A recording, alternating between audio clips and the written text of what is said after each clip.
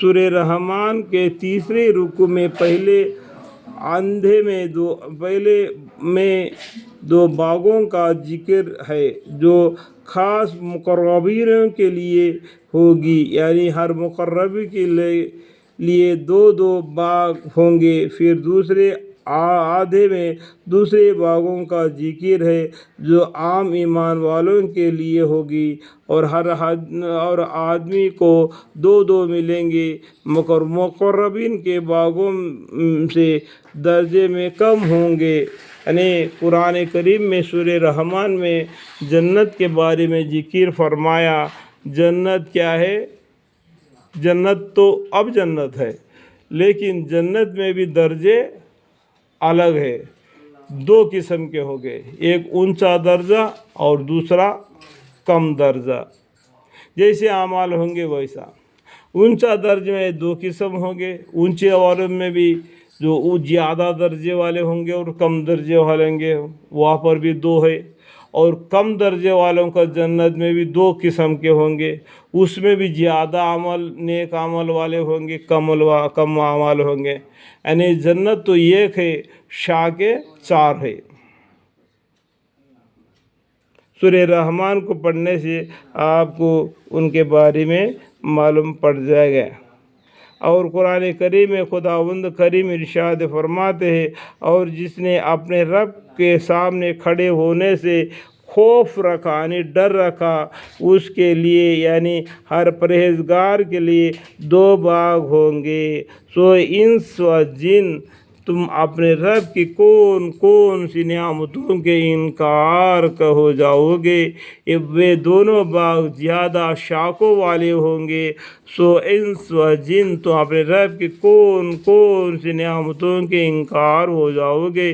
ان دونوں باغوں میں دو چشمے ہوں گے جو بہتے چلے جائیں گے۔ بہتے مطلب کیا ہے کہ چشمہ کیا ہے؟ پانی کیا ہوتا ہے؟ دوڑتا ہوتا ہے نیچے ڈھلان کی طرف، تو اس کو بولتے ہیں بہتے چلے جائیں گے۔ سو یہ جن و انس، تو اپنے رب کی کون سی نعمتوں کے انکار ہو جاؤ گے۔ ان دونوں باغوں میں ہر میوے کی دو قسم ہوں گی۔ سو اے انس و جن، تو اپنے رب کی کون سی نعمتوں کے انکار ہو جاؤ گے۔ وہ لوگ تکیہ لگائے ہوئے ایسے بچھونے پر بیٹھے ہوں گے جن کا بستر خوب موٹے ریشم کے ہوں گے، اور ان دونوں باغوں کا پھل نزدیک ہوتا۔ سو اے انس و جن، تو اپنے رب کی کون سی نعمتوں کے انکار ہو جاؤ گے۔ ان میں نیچے نگاہ والیاں ہوگی، یعنی حوریں ہوگی جن پر ان لوگوں سے پہلے نہ کسی انسان نے تصرف کیا ہوگا نہ کسی جن نے۔